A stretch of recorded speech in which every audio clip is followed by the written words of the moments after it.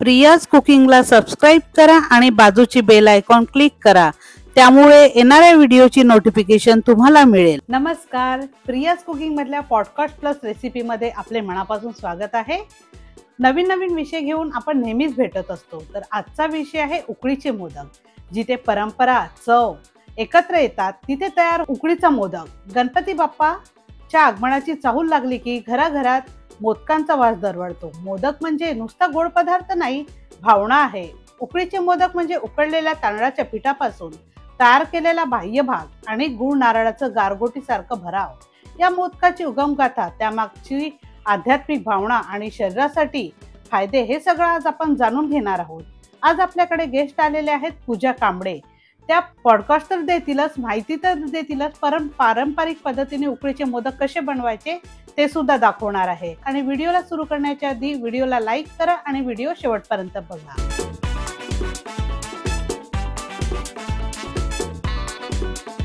नमस्कार पूजा। नमस्कार प्रियांका, तू माझ्या चॅनलवर आलीस आणि आज आपल्याला उकडीच्या मोदकाबद्दल बोलायचं आहे। लोकांना आपल्याला उकडीचे मोदक कसे बनवतात आणि का खाल्ल्या जातात आणि कुठल्या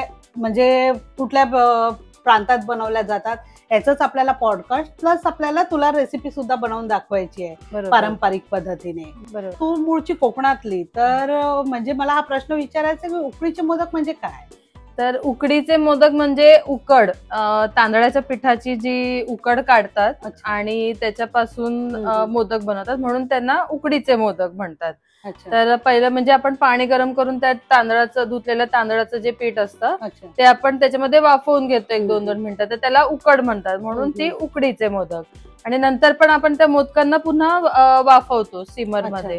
ते पण मेन तर तेच आहे की उकड जी पहिली काढते, म्हणून त्याला उकडीचे मोदक असे म्हणतात, त्या पिठाला उकड म्हणतात, असं आहे। पण कोकणातच उकडीचे मोदक का केले जातात? आता कोकणामध्ये तर तुला माहित आहे, कोकणामध्ये भात शेती भरपूर होते, तर त्याच्यामुळे तांदूळ हे तिथलं मुख्य पीक आहे। तर त्याच्यामुळे तिकडचे जे पदार्थ आहेत ते तांदळाचे, जसं भाकरी म्हणा, पेज म्हणा, हे सर्व जास्त करून तांदळाचे पदार्थ तिकडे बनतात। म्हणून जसं विदर्भ साईडला किंवा तुम्ही दुसरी गेलं तर तिकडे गव्हाच्या पिठाचे तळणीचे मोदक बनतात, म्हणजे विदर्भात तळणीचे। तर कोकणामध्ये आमच्या ते तांदूळ आणि प्लस आपलं नारळही भरपूर आहेत किनारा असल्यामुळे, तर ओल्या नारळाचे मस्त छान असे ते मोदक बनतात। अच्छा, आणि आता गणपती बाप्पाचं काही दिवसावरच आगमन होणार आहे, तर प्रत्येक घरात उकडीचा मोदकच करतात की पारंपरिक असं म्हणजे आता तळणीचा पण करतात? तळणीचा शक्यतो कमी बनतो।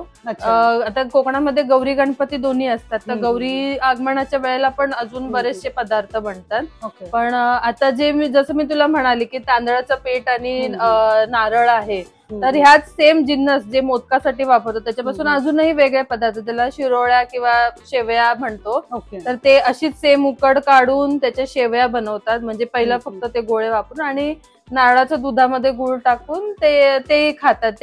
तोही खूप छान लागतो पदार्थ। किंवा पातोळ्या, हळदीच्या पानामध्ये पातोळ्या, त्याच्यामध्ये पण सेम जिन्नस लागतात, तांदळाचं पीठ, खोबरं आणि गुळ। फक्त त्याचं प्रोसेस थोडी वेगळी आणि हळदीच्या पानात बनतं, तर ते आहे। आणि उकडीचे मोदक हे हातानेच करता येतात की साच्याचा सुद्धा वापर करता येतो? आता सध्या ज्यांना जमत नाही ते लोक साच्यानेच करतात, ते दिसायला सर्व एकसारखे समान असे छान दिसतात। पण पारंपरिक पद्धतीने तर ते हाताने आपण त्याची गोल पारी करून, तर ते आपण दाखवूच की कशी करायची। आणि काही जणांना पारी जर नाही जमत असेल तर त्याच्यासाठी दुसरी एक सोपी पद्धत जी मी वापरते किंवा पटापट करायचे असतील तर ते मी तुम्हाला दाखवेनच की काय वापरता येईल ते। आणि उकडीचे मोदक किती वेळ वाफवायचे असतात? हे तू 10 ते 15 मिनिटांमध्ये वाफवून होऊन जातात, कारण पहिली आपण उकड आहे ती पण थोडी शिजवलेलीच असते, वाफवलेली असते। आणि मग त्याला आपण 5 मिनिटं थोडा रेस्टिंग टाइम दिला ना की व्यवस्थित उचलताना म्हणजे ते तुटत नाहीत, व्यवस्थित होतात ते सुटसुटीत. म्हणजे आणि काही टेक्निक आहे का, म्हणजे फाटायला म्हणजे काय होतं, ती एक टेक्निकच आहे, कलाच आहे उकडीचे मोदक बनवणं. उकडीचे मोदक म्हणजे उकड व्यवस्थित निघायला हवी, तर त्याची टेक्निक काही आहे का? एक तर पाण्याचं प्रमाण महत्वाचं आहे की आपण किती, म्हणजे ती जास्त चिकट झाली की थोडा प्रॉब्लेम होतो. तर आपण पाणी, जर आपण नवीन अंदाज नाहीये तर आपण पाणी थोडं कमीच ठेवून त्याला उकड काढायची. आणि ती मळणं खूप महत्वाचं आहे. तू काय टिप्स देऊ शकशील? ते तर तुम्ही रेसिपी बघताना तुम्हाला समजेलच काय टिप्स आहेत ते. मेन मुद्दा आहे की तुमचं जी उकड आहे ती चांगली मळली गेली पाहिजे, त्याच्यात गुठळ्या नसता कामा, तर तुमची पारी खूप छान बनते आणि मोदकही छान वळला जातो. जे आपण त्याला पाकळ्या काढतो तेही खूप छान येतात. बाकी असं ते तुम्ही प्रॅक्टिस कराल तर व्यवस्थित तुमचं होईल. आणि मोदक म्हणजे जसं त्याचं नावामध्ये आहे मोद म्हणजे आनंद, तर ते खूप आनंद देतं, म्हणून ते गणपतीला खूप प्रिय आहे असंही म्हणतात. अच्छा, म्हणजे पारंपरिक त्याला टच आहे. पूर्वजापासूनच त्यांना ते मोदक असं ते नाव दिलेलं आहे आणि ते गणपतीला प्रिय आहे म्हणून. कोकणात हा म्हणजे खूप मोठ्या प्रमाणात जल्लोषात साजरा आवर्जून बनतातच. गणपती उत्सव म्हणजे खूप प्रचलित आहे, सगळेच गावी निघतात. आणि म्हणजे आपण आता उकडीचे मोदक, तर त्याच्यातही व्हेरायटी करता येतात का आपल्याला? उकडीच्या मोदकामध्ये एकतर गावाला पारंपरिक तर असेच बनतात, पण आता आधुनिक ह्याच्यामध्ये काही लोक त्याच्यामध्ये मँगो पल्प घालून मँगो मोदक बनवतात किंवा ड्रायफ्रुट्स घालतात. तर ते पण ऍक्च्युली जे स्वाद आहे तो आपला पारंपरिक याचा नॉर्मल आपण जसा तो खूप म्हणजे बोलतात ना सिम्प्लिसिटी मध्ये छान असतं. तर ते मोजके जिन्नस आहेत तेवढं ते छान लागतं खायला पारंपरिक. तर आज मला तू पद्धतीचा मोदक बनवून दाखवणार. मी आपल्याला जो पारंपरिक आपला गुळाचा खोबऱ्याचा जो आहे नॉर्मल आमच्या इथे जो बनतो तो मला पारंपरिक मोदकच बनवून दाखवणार. आपण आता पूजाकडनं आपण उकडीचे मोदक कसे बनवायचे ते बघूया. हॅलो, आज आपण पारंपरिक पद्धतीने बनवणार आहोत उकडीचे मोदक. तर त्याच्यासाठी लागणारं साहित्य आपण पाहूया काय काय आहे ते. तर सर्वात प्रथम हा किसलेलं खोबरं आहे, ओला नारळाचा चव बोलतात. हे गुळ आहे पावडर केलेलं, अख्खं पण घेऊ शकतो किसून. नंतर आहे हे तांदळाचं पीठ, हे पाणी, हे आहे थोडंसं केशर जे शेवटी लागणार आहे, ही वेलची पूड, थोडं चवीनुसार मीठ आणि थोडंसं साजूक तूप, एवढं साहित्य लागणार आहे. तर आता ह्या पॅन मध्ये 1 वाटी पाणी ठेवतोय आपण गरम करायला. त्याला थोडा उकाळा यायला द्यायचा. त्यात थोडं चिमूटभर चवीपुरतं मीठ घालायचंय, पिठाला चव येण्यासाठी का? हा. आणि थोडंसं एकदम थोडंसं साजूक तूप, थोडंसं अर्धा चमचा.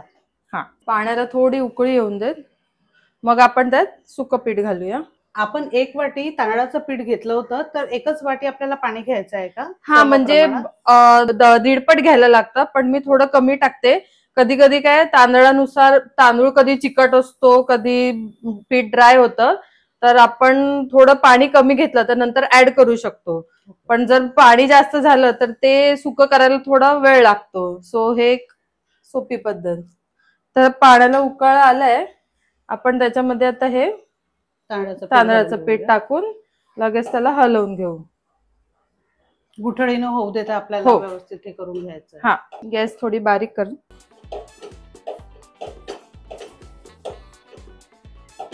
आपल्याला तांदूळ पीठ कुठलंही वापरता येतं की म्हणजे पारंपरिक मोदकासाठी स्पेशल असं तांदूळ पीठ? पारंपरिक असं नाही, आपले नेहमीचे जे जाडे तांदूळ असतात परिमल, किंवा तुम्हाला सुगंधी हवंय तर तुम्ही इंद्रायणी वगैरे वापरू शकता. तर पहिले तांदूळ स्वच्छ धुवून घ्यायचे 2-3 वेळा, मग नंतर सावलीमध्येच म्हणजे घरच्या घरी फॅन खाली वगैरे चांगले वाळवून घ्यायचे आणि त्याचं पीठ करून घ्यायचं. तर त्याचे चांगले बनतात. किंवा बाजारात तर रेडीमेड मोदकाचं पीठ मिळतंच, पण ते धुतलेलं असतं की नाही आपल्याला माहित नाही. सो त्याच्यासाठी आता हे अशी थोडी सुकीच झाली आपली उकड तरी काय प्रॉब्लेम नाही. आपण त्याला थोडं झाकण ठेवून थोडी वाफ काढून घेऊ. परत त्याला पाण्याची गरज आहे का? आपण वरतून थोडंसं पाणी टाकायला लागेल कारण ती थोडी ड्राय झाली आहे. अच्छा, गरमच पाणी वापरायचं की थंड पण वापरायचं? गरम पाणी वापरलं तर उत्तम. आता ते पीठ आपण थोडं गार व्हायला ठेवलंय आणि आता आपण आतलं सारण भरून घेऊया. तर हे 1 वाटी खोबरं घेतलंय, साधं ओला नारळाचं चव. ते थोडं असं पसरून घेऊन थोडं हलक्या हाताने, गॅस थोडी बारीक ठेवायची नाही तर ते करपून जाईल. आणि त्याच्यात आपण हा किसलेला गूळ घालतोय. तर ऍक्च्युली हा असं प्रमाण असं नाहीये, अंदाजे. तर 1 वाटीला अर्धा वाटी पुरेसा होतो गूळ, कारण गूळ जास्त घातला तर ते सारण ना पाणी सुटतं आणि मग ते मोदकात भरताना आपल्याला ते बाहेर येतं. सो ह्याच्यामध्ये हा अर्धा वाटीच मी पावडरवाला गूळ घातलाय. आय थिंक एवढं बस होऊन जाईल आपल्याला. आणि ह्याला थोडं गूळ वितळेपर्यंत शिजवायचं. हे खूप ड्राय होणार नाही ना मिश्रण? नाही नाही, ड्राय नाही होणार. आता तू पाहशील, हे बघ, जसं गूळ वितळायला लागेल ना आणि नारळाचं पण ते थोडं दूध सुटतं, तर ते होऊन जातं बरोबर तेवढं गूळ. आणि हा डार्क आहे गूळ, गोड आहे, खूप जास्तही गोड. हे बघ, ह्याला आता पाणी सुटलंय गुळाला. पारंपरिक मोदकांमध्ये, उकडीच्या मोदकांमध्ये गुळाचंच प्रमाण असतं की साखरेचं? नाही नाही, साखर नाही, गुळामध्येच बनतात. जे पारंपरिक आमच्या कोकणामध्ये बनतात ते असेच बनतात. हे बघ, एवढं झालंय व्यवस्थित. बरोबर. आता आपल्याला ह्याच्यामध्ये थोडी वेलची पावडर टाकायची. तर ही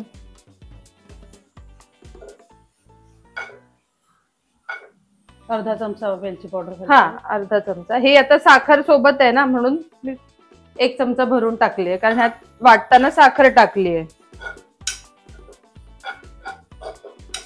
सालासकट वाटली ना साखरेसोबत तर वास छान येतो आणि वाटली पण जाते चांगली. हे झालंय, जास्त याला शिजवायचं नाहीये. हे चांगलं व्यवस्थित कोरडं पण झालंय, गोडही झालंय. तर आपण गॅस बंद करूया. थंड करायला ठेवून घ्यायचंय. हा, ह्याला थोडं गार होऊन देत. आपल्याला हवं तर ह्याच्यामध्ये आपण ड्रायफ्रुट्स टाकू शकतो, पण पारंपरिक ह्याच्यात ड्रायफ्रुट्स वगैरे आम्ही नाही टाकत. हे एवढंच असतं. जायफळ हवं तर चवीला टाकू शकतो. अच्छा, गूळ आहे त्यामुळे जायफळ. हा, थोडं जायफळने पण छान सुगंध छान येतो आणि थोडं टेस्ट अजून छान येते. पण आता सध्या आपण फक्त वेलची पूड टाकली. काही लोक खसखस पण टाकतात ह्यात भाजलेले, पण हे आपलं सोपं एकदम. ओके, हे झालं. थंड करायला ठेवून घ्यायचं आहे. हा, आता हे पीठ थोडं आपण मगाशी ठेवलेलं गार करायला, ते थोडं कोमट असतानाच आपल्याला काढायचंय, कारण ते थोडं गरम गरमच मळायला लागतं. तर आपण हे प्लेटमध्ये काढलंय. तर आता आपल्याला मळताना जर जास्त गरम लागत असेल तर थोडं असं थंड पाण्याच्या हाताला हे घेऊन हे असं व्यवस्थित गाठ ही त्याच्या सर्व मोडून घ्यायची आहे आपल्याला. हो हो, हे असं आपल्याला चांगलं आणि अगदी मऊसूत असं पीठ तयार करून घ्यायचं आहे. हा, हे आता गरम आहे बऱ्यापैकी. तर हे गरम गरम आपण थंड पाण्याचा हात घेऊन आपल्याला व्यवस्थित मळून घ्यायचं आहे ना, की हाताला गरम पीठ खूपच गरम आहे. हा, मग थोडं थोडं करून असं आपण मळून घेऊ याला. थोडं थोडं जसं आपल्या हाताला जमेल सोसेल तसं. फक्त त्यात त्या गुठल्या नाही राहायला पाहिजे. अच्छा, जर असं वाटलं की खूप ड्राय झालंय पीठ तर थोडंसं गरम पाणी आपण टाकू शकतो. पण आता त्याला आपण, तू बघशीलच, चिकटपणा आलाय व्यवस्थित.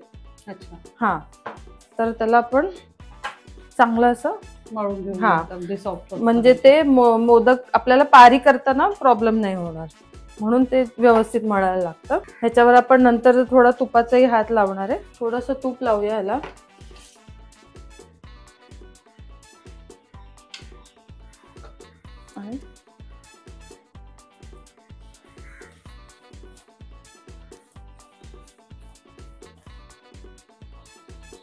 आपण घरी धुतलेलं पीठ घेतलं ना की अजून पांढरे शुभ्र होतात छान मोदक.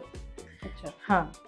आणि विकतच्या पिठाचं, आणि विकतचं आपल्याला माहित नाही ना कोणता तांदूळ ते लोक वापरतात, धुतात की नाही, तर त्याचा रंग थोडासा डल दिसतो. पण काही म्हणजे बासमतीचं वगैरे पीठ काही बाजारात मिळतं ना, त्याचेही छान पांढरे शुभ्र होतात. ह्याला असं जरुरी नाहीये की तुपच लावायचंय, तेलाचा हात लावला तरी चालेल. पण आता आपल्याकडे आहे ते तूप, तर थोडं लावून त्याला नीट करून घेऊया एकजीव. तर हा आपला असा गोळा. याला आपल्याला रेस्ट करायला ठेवायचा नाही नाही, गरज नाही, आपण डायरेक्ट करायला घेऊ शकतो ह्याचे मोदक. तर थोडंसं पाणी घ्यायचंय आणि ह्याचा एक छोटा गोळा बनवून घ्यायचा आहे व्यवस्थित मळून. म्हणजे हे आपण ऑलरेडी मळलंय, पण गोळा बनवताना परत त्याला चांगलं असं मळून घ्यायचं, म्हणजे पारी व्यवस्थित बनते. तर मी आणखीन एक दाखवते परत एकदा. अशी त्याची पातळ, खालून थोडी जाड चालेल, वरून थोडी पातळ यायला पाहिजे.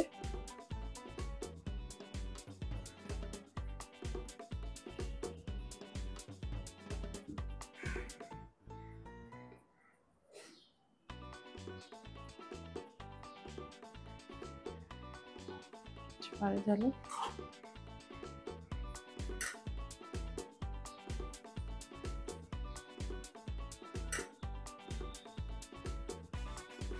अशा कळ्या.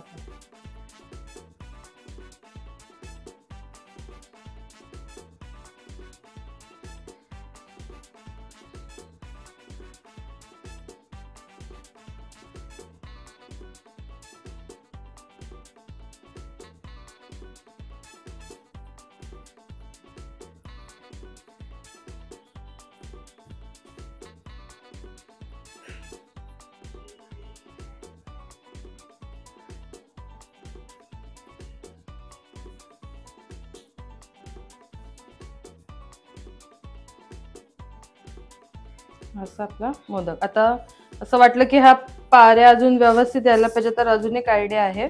हा चमचा असतो ना, त्याने ह्याला अशी अजून आपण डिझाईन करू शकतो. अच्छा. म्हणजे ते पाऱ्या तुझ्या पाकळ्या ज्या आहेत त्या व्यवस्थित दिसतील. हे बघ असं. मग ह्याला हे एवढं मोठं नाही ठेवायचं, हे वाफवताना मग ते चपट होतं. तर हा असा आपला एक छानसा मोदक बनला. आता ज्यांना पारी बनवता येत नाही त्यांच्यासाठी एक अजून सोपी पद्धत आहे, ती मी दाखवते. जी गोलवाली पारी आहे त्याच्यासाठी तर पीठ तसंच गोळा व्यवस्थित मळून घ्यायचा, गुठल्या वगैरे काय असतील तर काढायच्या. ओके.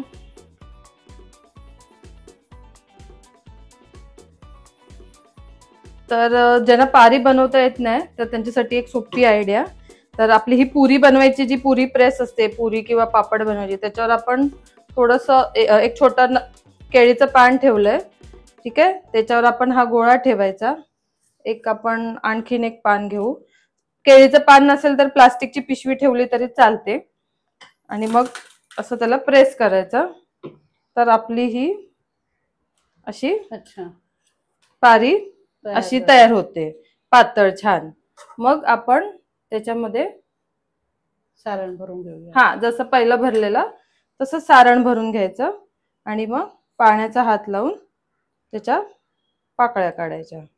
म्हणजे हे घाई असताना हे खूप बरं पडतं, पटापट होतं याच्यामध्ये. अच्छा. आणि एक समान सर्व पारी येऊन जाते, जाड बारीक होत नाही ह्याच्यामध्ये ना, छान होते एकदम एकसारखे होते. हा, म्हणजे सगळे कुठे जाड बारीक होत नाही, एकसारखी होते छान पारी. थोडं पाणी लावून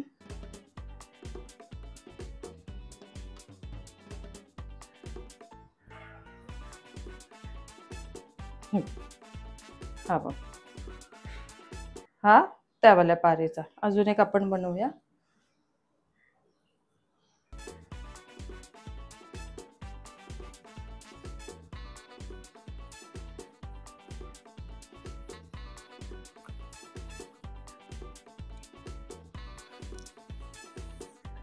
आमच्या इथे ना ह्याच्यासोबत म्हणजे मोदकासोबत त्यांची बहीण करंजी ही बनवतात, ती मी दाखवते ह्याच्यामध्ये.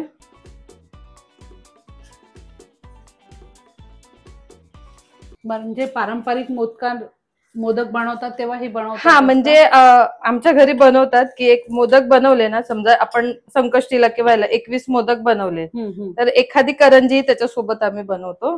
अच्छा. हे बघ, आता ही पारी घेतली तर ह्याच्यामध्ये सारण भरून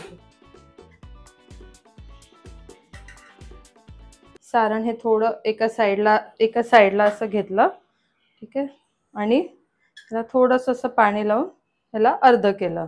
अच्छा. जसं आपण नेहमी करंजी भरतो तसं केलं. आणि मग नंतर आपण ह्याला हाताने डिझाईन करायची अशी. ह्याला मुरड म्हणतात. अच्छा. ही पण एक टेक्निकच आहे, कारण हा अगदी पटापट होईल असं. असं दाबायचं आणि फोल्ड करायचं, मग त्याला अर्ध ठेवून परत फोल्ड करायचं असं. हे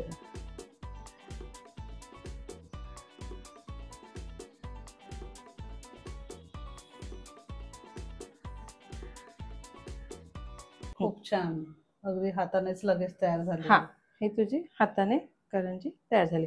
हे असं आता पिठा कधी कधी हे असेल ना तर थोडं पाणी लावून आपण त्याला नीट करून घेऊ शकतो. ठीक आहे.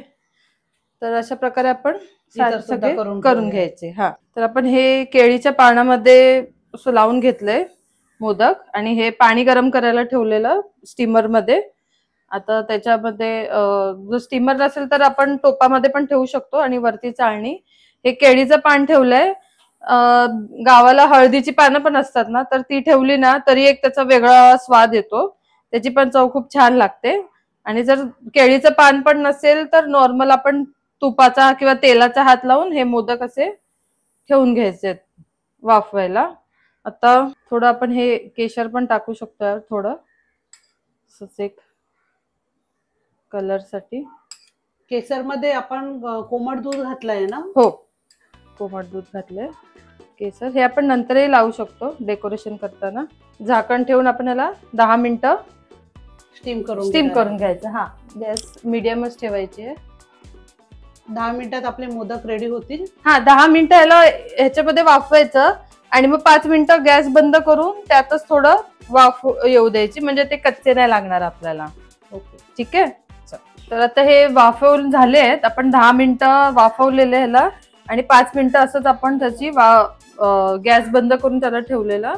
तर हे आपले असे छान मोदक झालेले आहेत. दिसतंय अगदी. ठीक आहे. तर हे बघू शकते, हे केसर पण त्याच्यावर छान आपण प्लेटिंग करून घेऊ.